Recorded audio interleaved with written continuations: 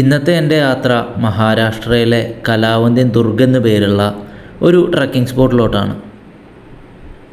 ഈ ഒരു സ്പോട്ടിലോട്ട് എത്താനായിട്ട് ഏറ്റവും അടുത്തുള്ള റെയിൽവേ സ്റ്റേഷൻ എന്ന് പറയുന്നത് പൻവേൽ റെയിൽവേ സ്റ്റേഷൻ തന്നെയായിരിക്കും. പൻവേൽ റെയിൽവേ സ്റ്റേഷനിൽ നിന്ന് ഏകദേശം 18 കിലോമീറ്റർ സഞ്ചരിച്ചു കഴിഞ്ഞാൽ നിങ്ങൾക്ക് ഈ ഒരു കലാവന്തിൻ ദുർഗ് ഫോർട്ടിൻ്റെ താഴ്വാരത്തിലോട്ട് എത്തിച്ചേരാൻ പറ്റും. ഈ ഒരു റൂട്ടിലായിട്ട് വളരെ limited number of bus services മാത്രമാണ് നമുക്കുള്ളത്. അതുകൊണ്ട് തന്നെ ഓട്ടോൻ്റെ സഹായത്തോടു കൂടി ഇങ്ങോട്ട് വരുന്നതായിരിക്കും ഏറ്റവും ബെസ്റ്റ് എന്ന് പറയാം. ഒരു ഓട്ടോനായിട്ട് അവിടുന്ന് ഇതുവരെ ഏകദേശം 300-400 രൂപയൊക്കെയാണ് അവർ ചാർജ് ചെയ്യുന്നുണ്ടാവുക. ഏതായാലും എൻ്റെ കേസിൽ ഞാൻ ഇന്ന് വന്നത് പൻവേലിലെ തന്നെ എൻ്റെ ഒരു റിലേറ്റീവിൻ്റെ വീട്ടിൽ നിന്നാണ് കേട്ടോ. അവിടെ നിന്ന് ഏകദേശം 20 മിനിറ്റ് മാത്രം സഞ്ചരിച്ച് കഴിഞ്ഞാണ് ഇങ്ങോട്ട് ഞാൻ എത്തിച്ചേർന്നത്. പൻവേൽ സ്റ്റേഷനിൽ നിന്ന് നിങ്ങൾക്ക് ഏകദേശം 3/4 മണിക്കൂർ അല്ലെങ്കിൽ 1 മണിക്കൂറെങ്കിലും ഇങ്ങോട്ടായിട്ട് ട്രാവലിംഗ് ഉണ്ട്. ഈ കാണുന്ന പാർക്കിംഗ് ഏരിയയിൽ നമ്മുടെ കാറോ ബൈക്കോ ഒക്കെ പാർക്ക് ചെയ്തതിന് ശേഷം വേണം നമുക്ക് പതുക്കെ നടന്നു തുടങ്ങാൻ. സത്യം പറഞ്ഞാൽ നമ്മളിപ്പം നടക്കുന്നത് താക്കൂർവാടി എന്നു പേരുള്ള ഒരു ഗ്രാമത്തിലൂടെയാണ്. ഈ ഗ്രാമത്തിൽ നിന്നാണ് കേട്ടോ നമ്മൾ പതുക്കെ കലാവന്തിൻ ദുർഗ് ഫോർട്ടിലോട്ടുള്ള നടത്തം തുടങ്ങുന്നത്. ആദ്യമൊക്കെ വളരെ എൻജോയ് ചെയ്ത് സമനിരപ്പിലൂടെയൊക്കെയാണ് നമ്മളിങ്ങനെ നടന്ന് കയറി തുടങ്ങിയത്. ഏതായാലും നടത്തം കൂടുന്തോറും ഈ ഒരു കാടിൻ്റെയൊക്കെ ഭംഗി കൂടിക്കൂടി വരും. ഈ കാണുന്ന വലിയ മലയുടെ മുകളിലോട്ടാണ് നമ്മൾ കയറുന്നത്. ഇത് കണ്ടോ, ഇവിടെ ആയിട്ട് നമ്മളിങ്ങനെ നോക്കുമ്പോൾ 2 മലകൾ നമുക്ക് കാണാൻ പറ്റും. ഇവിടുന്ന് ലെഫ്റ്റ് സൈഡ് കാണുന്ന മലയാണ് കലാവന്തിൻ ദുർഗ് ഫോർട്ട് എന്ന് പേരുള്ള നമ്മളിന്ന് കയറാൻ പോകുന്ന മല. അതിൻ്റെ റൈറ്റ് സൈഡായിട്ട് തന്നെ പ്രബൽഘട്ട് എന്ന് പേരുള്ള മറ്റൊരു ട്രക്കിംഗ് സ്പോട്ട് കൂടെയാണ് നമുക്ക് കാണുന്നത്. ഹരിഹർ ഫോർട്ടിനെ കുറിച്ചും റായ്ഗഡ് ഫോർട്ടിനെ കുറിച്ചുമൊക്കെ കേട്ടിട്ടും കണ്ടിട്ടുള്ളവരാണ് നിങ്ങളെന്നുണ്ടെങ്കിൽ ചിലപ്പോൾ നിങ്ങൾ കരുതും ഇത് വളരെ ഈസി ആയിട്ടുള്ള ഒരു ട്രക്കിംഗ് സ്പോട്ടാണെന്ന്. എന്നാൽ അങ്ങനെ അല്ല കേട്ടോ കാര്യങ്ങളുടെ കിടപ്പ്. സത്യം പറഞ്ഞാൽ അത്യാവശ്യം നല്ല ഡിഫിക്കൽട്ടി ലെവലുള്ള ഒരു ട്രക്കിംഗ് തന്നെയാണ് ഈ ഒരു കലാവന്തിൻ ഫോർട്ടിലോട്ട് നടന്ന് കയറുമ്പോൾ നമുക്ക് കിട്ടുന്നുണ്ടാവുക.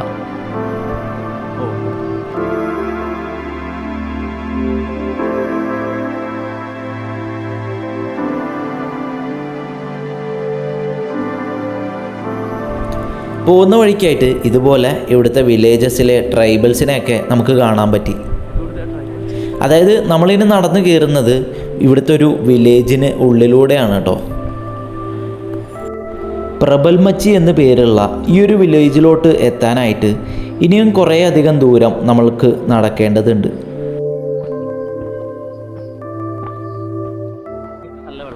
മഴക്കാല സമയത്ത് തകർത്തൊഴുകാറുള്ള ഒരു വാട്ടർഫോൾസാണ് ഈ കാണുന്നത്. ഇപ്പോൾ വേനൽക്കാലമൊക്കെ തുടങ്ങിയതുകൊണ്ടാണെന്ന് തോന്നുന്നു എല്ലാ വാട്ടർഫോൾസും ഇതുപോലെ വറ്റി വരേണ്ട രീതിയിലാണ് നമുക്ക് കാണാൻ സാധിക്കുന്നത്.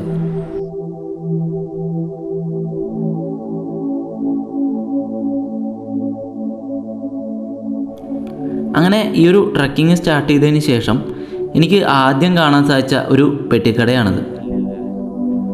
ഇതെല്ലാം തന്നെ നടത്തി വരുന്നത് ഇവിടുത്തെ പ്രബൽമച്ചി വില്ലേജിലെ വില്ലേജേഴ്സ് തന്നെയാണ്. അതുപോലെ കടയുടെ പേരും മറ്റു ബോർഡുകളിലൊക്കെ ആയിട്ട് മറാഠി ലാംഗ്വേജിലാണ് എല്ലാം തന്നെ എഴുതി വെച്ചിട്ടുള്ളത്. അതിൽ ഞാൻ ശ്രദ്ധിച്ച ഒരു കാര്യം എന്ന് പറയുന്നത് ഇവർ ന എന്നുള്ള അക്ഷരത്തിന്, അതായത് നമ്മൾ ഹിന്ദിയിൽ ന എഴുതുന്നതിന് പകരം ഇവർ യൂസ് ചെയ്യുന്നത് ല ആണ്. ഉദാഹരണത്തിന് അപ്ന എന്നൊക്കെ പറയുന്നതിന് ഇവർ എഴുതുന്നത് അപ്ല എന്നാണ് കേട്ടോ. ഇതെനിക്ക് വളരെ ഇൻട്രസ്റ്റിംഗ് ആയിട്ട് തോന്നിയതുകൊണ്ട് ഞാൻ ശ്രദ്ധിച്ചൊരു കാര്യം മാത്രമായിരുന്നു. ഏതായാലും ഇവിടുന്ന് നമുക്ക് പ്രബൽഘട്ടിലോട്ടും അതുപോലെ കലാവന്തി ദുർഗിലോട്ടും 2 വഴികളാണ് ഇതുപോലെ കാണുന്നത്. ഇവിടുന്ന് റൈറ്റ് സൈഡ് കയറി കഴിഞ്ഞാൽ പ്രബൽഗഡ് ഫോർട്ടിലോട്ടും നമ്മളിപ്പോൾ പോകുന്ന നേരെയുള്ള വഴി കയറിക്കഴിഞ്ഞാൽ കലാവന്തി ദുർഗ് ഫോർട്ടിലോട്ടാണ് നമ്മൾ ചെന്നെത്തുക. നമ്മൾ ഈ മല നടന്നു കയറി തുടങ്ങിയതിന് ശേഷം ആദ്യമായിട്ട് കണ്ട ഒരു കൂട്ടം മനുഷ്യരാണ് ഇവർ. ചിലപ്പോൾ ഇന്നലെ തന്നെ മുകളിലോട്ട് കയറി ടെൻ്റ് അടിച്ച് അവിടെ സ്റ്റേ ചെയ്തതിന് ശേഷം അടുത്ത ദിവസം ഇറങ്ങി വരുന്നവരായിരിക്കാം. ഏതായാലും പോകുന്ന വഴിക്കൊക്കെ ചില കടകളുടെ മുന്നിലായിട്ട് ഇതുപോലെ വടികൾ വെട്ടി വെച്ചിരിക്കുന്നത് കാണാൻ സാധിച്ചു. ഇതെല്ലാം തന്നെ ഇതിലൂടെ കയറിപ്പോകുമ്പോൾ ഒരു സപ്പോർട്ടിനായിട്ട് കുത്തി നടക്കാനായിട്ടുള്ള വടികളാണ്. പൈസ കൊടുത്ത് വേണം കേട്ടോ നമ്മൾ ഈ ഒരു വടി വാങ്ങി മുകളിലോട്ട് നടക്കാനായിട്ട്. നമ്മളേതായാലും വടിയുടെ ഒന്നും സഹായം ഇല്ലാതെ തന്നെയാണ് മുകളിലോട്ട് കയറിയത്. പോകുന്ന വഴിക്കൊക്കെ ഇതുപോലെ നല്ല മനോഹരമായിട്ടുള്ള കുറേയധികം വ്യൂ പോയിൻറ്റ്സൊക്കെ നമുക്ക് കാണാൻ സാധിക്കും.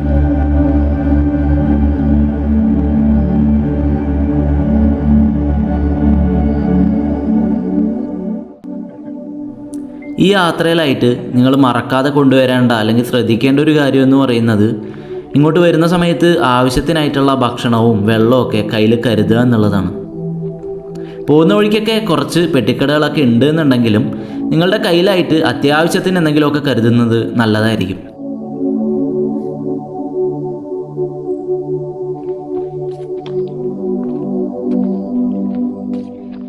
അങ്ങനെ നമ്മൾ കയറി വരുന്നത് ഇതുപോലെ ചെറിയൊരു പെട്ടിക്കടയുടെ അടുത്തോട്ടാണ്. ഇവിടെ എത്തുമ്പോൾ നമുക്ക് മനസ്സിലാക്കാം നമ്മൾ ഈ ഒരു ട്രെക്കിങ്ങിൻ്റെ ഏകദേശം പകുതി ഭാഗം പിന്നിട്ടു എന്നുള്ളത്.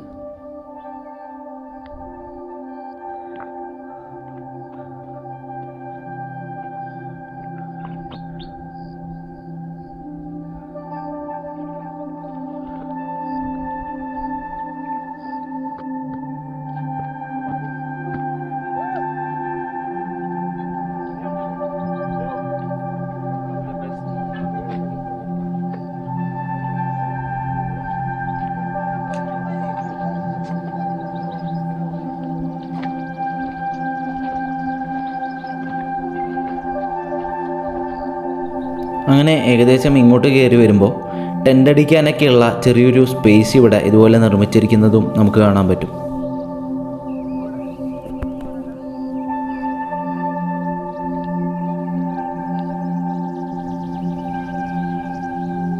ഏകദേശം ഇവിടെയായിട്ട് ഗണപതിയുടെയും ഹനുമാൻ്റെയും ഒക്കെ രൂപങ്ങൾ ഇവിടുത്തെ കല്ലിലായിട്ട് കൊത്തിവെച്ചിരിക്കുന്നത് നമുക്ക് കാണാൻ സാധിക്കും.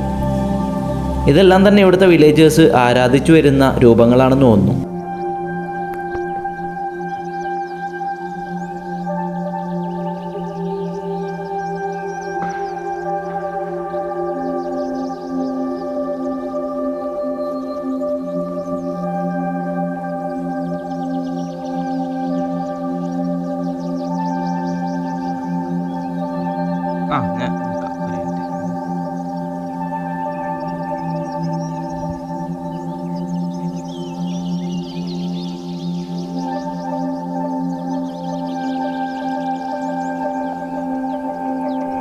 നമ്മളിങ്ങോട്ട് എത്തിയപ്പോൾ തന്നെ നമ്മുടെ കലാവന്തിൻ ഫോർട്ടിൻ്റെ ബാക്ക് സൈഡായിട്ട് സൂര്യൻ ഇങ്ങനെ പതുക്കെ ഉദിച്ചു തുടങ്ങുന്നത് നമുക്ക് കാണാൻ പറ്റി.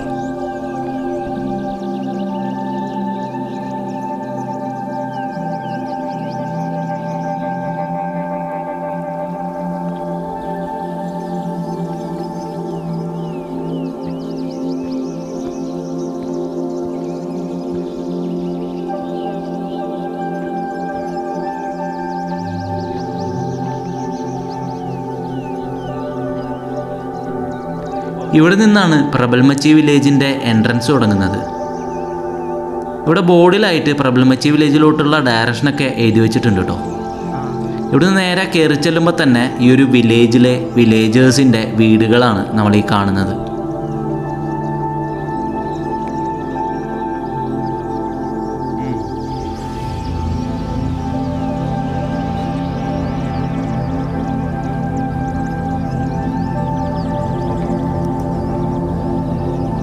ഇവിടുന്ന് റൈറ്റ് സൈഡ് തിരിഞ്ഞു കഴിഞ്ഞാൽ പ്രബൽഘട്ടിലോട്ടുള്ള ആ ഒരു ട്രക്കിംഗ് റൂട്ടിലോട്ടാണ് നമ്മൾ ചെന്ന് കയറുക. പക്ഷേ നമുക്ക് ഇന്ന് പോകേണ്ടത് കലാവന്തിൻ ദുർഗ് ഫോർട്ടിലോട്ടായതുകൊണ്ട് നമുക്ക് ഈ കാണുന്ന ചെറിയ വീടിൻ്റെ സൈഡിലൂടെയൊക്കെ വേണം നടന്ന് അങ്ങോട്ട് ചെല്ലാനായിട്ട്.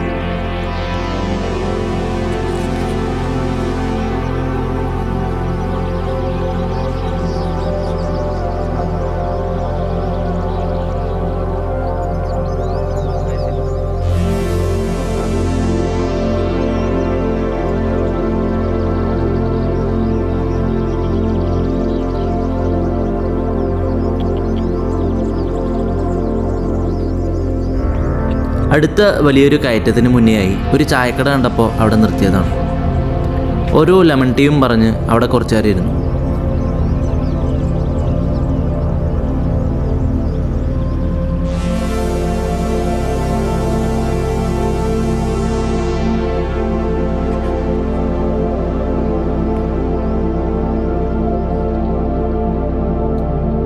ഈ കാണുന്ന നീളത്തിലുള്ള ഗുഹ ഇവിടുത്തെ ഒരു സ്പെഷ്യാലിറ്റി തന്നെയാണ്. ഇതിനുള്ളിലൂടെ പതുക്കെ നടന്നു നീങ്ങിക്കഴിഞ്ഞാൽ നമുക്ക് ഈ ഒരു കോട്ടയുടെ മറ്റേ വശത്തോട്ട് എത്താൻ പറ്റും. അവിടെ നിന്നുള്ള വ്യൂവും വളരെ മനോഹരമാണെന്നൊക്കെ പറഞ്ഞു കേട്ടിരുന്നു. പക്ഷേ ഇന്നേതായാലും നമ്മളിതിനുള്ളിലോട്ട് കയറാനൊന്നും നിന്നില്ല. അവിടുന്ന് കുറച്ചുകൂടെ മുന്നോട്ട് കയറിക്കഴിഞ്ഞാൽ നമുക്കിതുപോലെ കയറൊക്കെ ഇങ്ങനെ കെട്ടിവെച്ചിരിക്കുന്നത് കാണാൻ സാധിക്കും. കാരണം ഈ പാറയുടെ മുകളിലോട്ട് കയറണം എന്നുണ്ടെങ്കിൽ ഈ ഒരു കയറിൻ്റെ സഹായത്തോടു കൂടി മാത്രമാണ് നമുക്കിങ്ങനെ വലിഞ്ഞ് കയറാൻ സാധിക്കുക.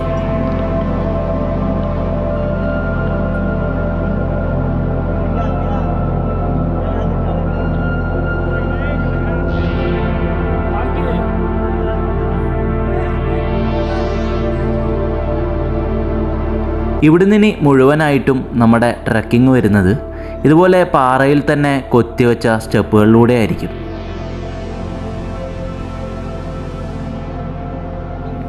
ഹൈറ്റ് പേടിയുള്ളവരും മറ്റ് ശാരീരിക ബുദ്ധിമുട്ടുകൾ അനുഭവിക്കുന്നവരും ഈ ഒരു ട്രക്കിങ്ങിന് വരാതിരിക്കുന്നതായിരിക്കും ഏറ്റവും നല്ലത്.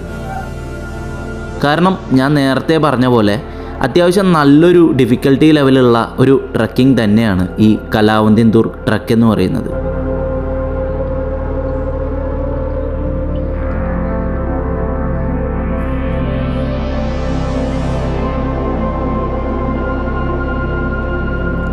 അങ്ങനെ നടന്ന് അവസാനം നമ്മളിവിടുത്തെ മെയിൻ പാറയുടെ തൊട്ട് മുന്നിലോട്ടെത്തി.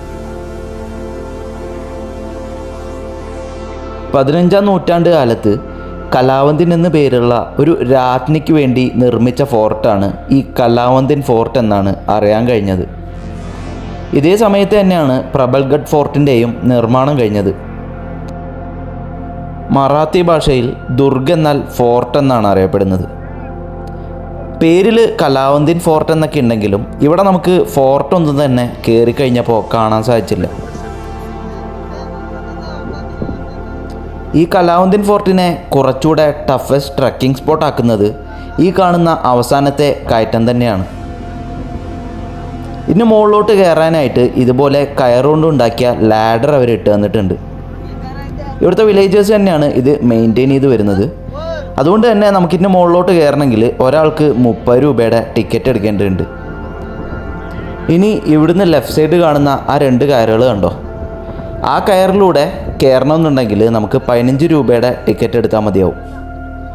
15 രൂപയ്ക്ക് സേഫ്റ്റി കുറവായിട്ടുള്ളതും 30 രൂപയ്ക്ക് കുറച്ചുകൂടെ സേഫായിട്ടുള്ള ലാഡേഴ്സും. എന്താ അല്ലേ? ഈ ഒരു ട്രക്കിങ്ങിലായിട്ട് ഇത്രയും കഷ്ടപ്പാടുകളൊക്കെ അനുഭവിച്ച് അവസാനം ഇതിന് മുകളിലോട്ട് എത്തിക്കഴിയുമ്പോഴാണ് നമുക്ക് മനസ്സിലാവുക നമ്മൾ ഇന്ന് കയറി വന്ന ഈ കലാവന്തിൻ ദുർഗ് ട്രക്കിംഗ് എത്രത്തോളം വെർത്താണെന്നുള്ളത്. കാരണം ഇതിന് മുകളിൽ നിന്ന് നോക്കിക്കഴിഞ്ഞാൽ ഇവിടുത്തെ മഹാരാഷ്ട്രയിലെ പല ട്രക്കിംഗ് സ്പോട്ടുകളും ഒറ്റയടിക്ക് നമുക്ക് കാണാൻ സാധിക്കും. ഉദാഹരണത്തിന് മാത്തേറാൻ ഹില്ലും കർണാള ഫോർട്ടും അതുപോലെ മുംബൈ സിറ്റിയുടെയും ഒരു നല്ല വ്യൂ തന്നെ ഇതിന് മുകളിൽ നിന്ന് നമുക്ക് കാണാൻ സാധിക്കും. മഹാരാജ ഛത്രപതി ശിവജിയുടെ ഈ ഒരു സ്റ്റാച്ചു കൂടെയുള്ള കലാവന്തിൻ ഫോർട്ടിൻ്റെ ടോപ്പിലായി ഹോളി ദിവസങ്ങളിലായിട്ട് ഇവിടുത്തെ പ്രബൽമച്ചി വില്ലേജിലെ വില്ലേജേഴ്സിൻ്റെ ഒരു സ്പെഷ്യൽ ഫോം ഓഫ് ഡാൻസ് കൂടെ നടക്കാറുണ്ടത്ര.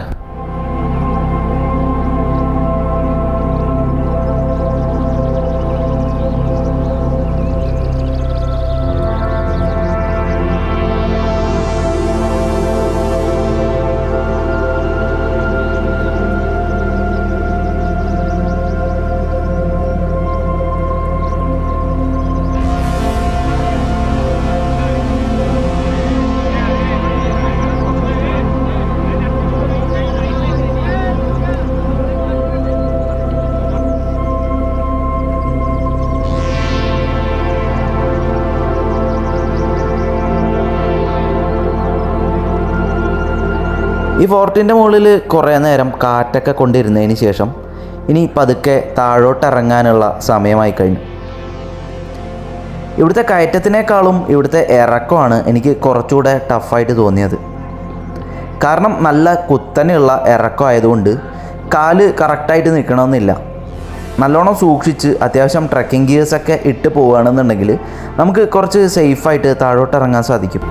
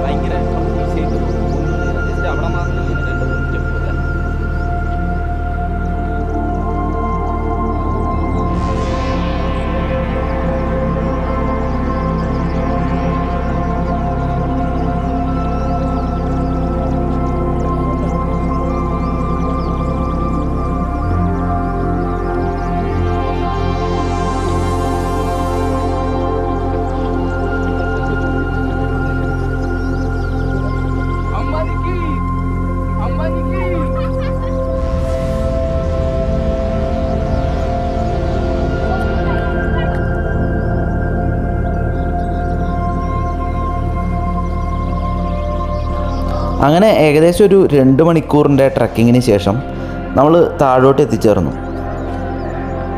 രാവിലത്തെ ഭക്ഷണവും ഉച്ചയ്ക്കുള്ള ഭക്ഷണവും എല്ലാം കൂടെ ഒന്നിച്ച് കഴിക്കാമെന്ന് പറഞ്ഞ് നമ്മൾ പതുക്കെ നമ്മുടെ കാറിലോട്ട് കയറി.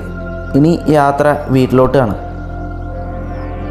അപ്പോൾ നമ്മുടെ ഈ ട്രക്കിംഗ് വീഡിയോ എല്ലാവർക്കും ഇഷ്ടപ്പെട്ടു എന്ന് കരുതുന്നു. ഇനി അടുത്തൊരു എപ്പിസോഡിലായിട്ട് നമുക്ക് വീണ്ടും കാണാം. അതുവരെയ്ക്കും ബൈ ബൈ.